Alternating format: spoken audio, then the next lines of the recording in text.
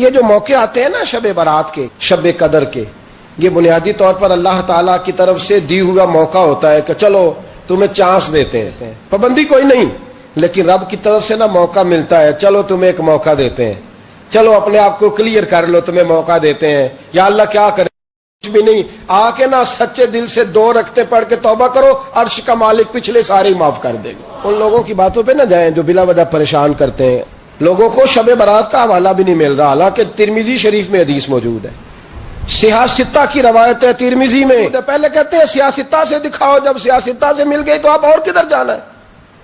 اور ابن ماجہ میں موجود ہے مولا علی کی روایت، اور ذرا ترتیب دیکھیے گا، یہ ترمذی کی حدیث ہے، اور امام ترمذی نے تو پورا باب باندھا ہے 15ویں شعبان پر، پورا باب۔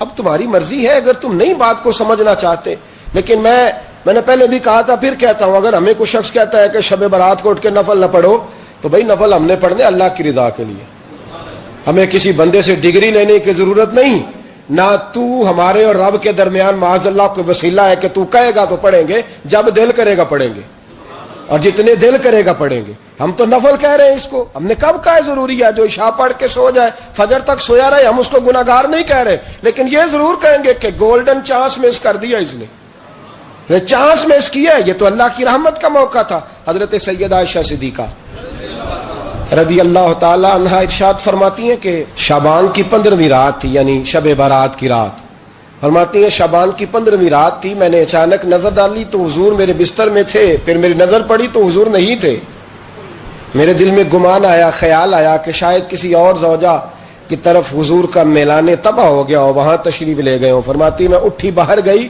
تو نبی کریم علیہ السلام جنت البقیع میں تھے، قریب ایک جگہ پہ حضور دعائیں مانگ رہے تھے۔ فرماتے میں گیا تو حضور فرمانے لگے ابو بکر کی بیٹی تو نے کیا گمان کیا کہ اللہ کا رسول تیری حق تلفی کرے گا؟ عرض کی حضور آپ مالک ہیں، کہیں اور جانا چاہیں تو میری طرف سے پابندی نہیں۔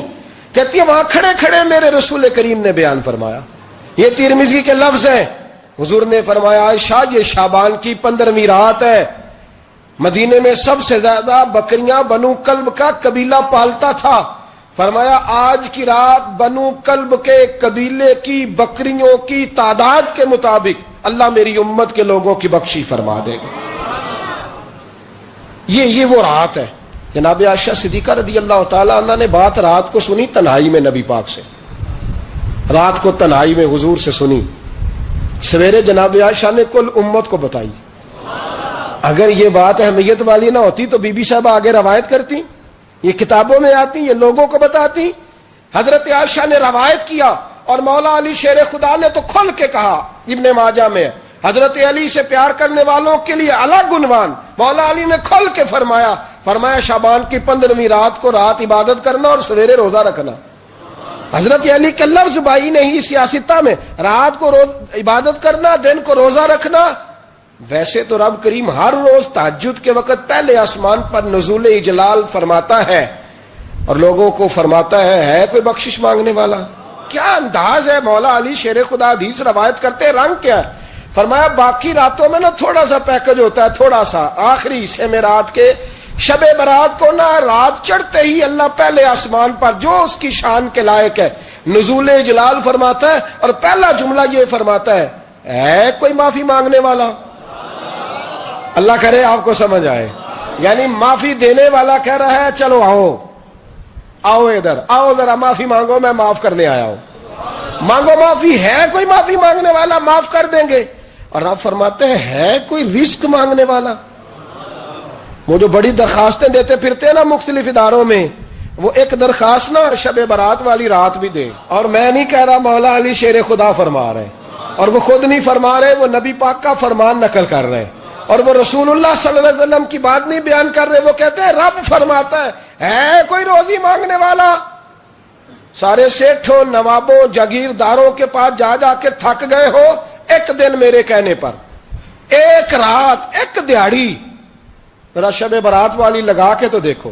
تو میرے رسول پاک علیہ السلام نے ہمیں یہ میسج دیا، پیغام دیا، فرمایا اس رات جو اولاد مانگے گا رب اسے بھی عطا فرمائے گا، اس رات جو اللہ سے بخشش مانگے گا اللہ اسے بھی دے گا، اس رات جو رب کریم سے عزت مانگے گا اللہ اسے بھی عطا کرے گا۔